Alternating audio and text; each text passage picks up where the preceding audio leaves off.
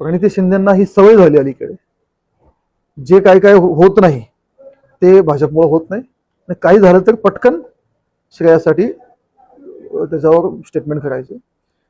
ह्या मागील जवळपास 2023 पासून माझा फॉलोअप आहे. या संबंधित माझं केंद्रीय मंत्री गडकरी साहेबांसोबत वारंवार पत्रव्यवहार आहे आणि सुभाष बापूंचाही आहे. सुभाष बापूंना ज्या दिवशी केंद्रीय मंत्री गडकरी साहेबांचा पत्र आला त्याच दिवशी मलाही मंजुरीचं पत्र सेम डे मलाही आला, आणि पहिल्यांदा ह्याची पोस्ट जे सार्वजनिकरित्या जे मी केली, मी पोस्ट केल्यानंतर प्रणिती शिंदेना कळलं, तोपर्यंत माहिती नव्हतं. आणि प्रणिती शिंदेंनी डीपीआरची काम प्रोसेस पुढे गेल्यावर, डीपीआरची वर्क ऑर्डर निघाल्यावर त्यांना कुठून तर कोणकोण लागली की हे काम होणार आहे.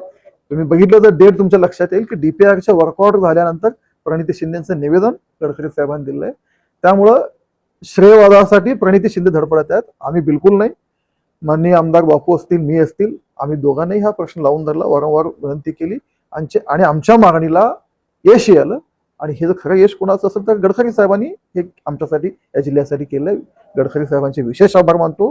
प्रणिती शिंदेंना इथं डीपीसीच्या निधीसाठी उपोषणाला बसायची पाळी येते आणि 700-800 कोटी निधी आणण्याचा दिंडोरा पेटवतात.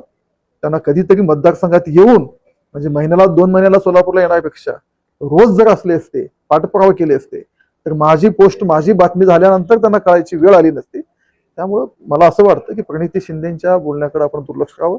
जनता सुज्ञ आहे, त्यांनी जन्मल्यापासून त्यांच्या घरात सत्ता आहे, सरकार आहे, त्यांना कधी निवेदन द्यायचं सुचलं नाही.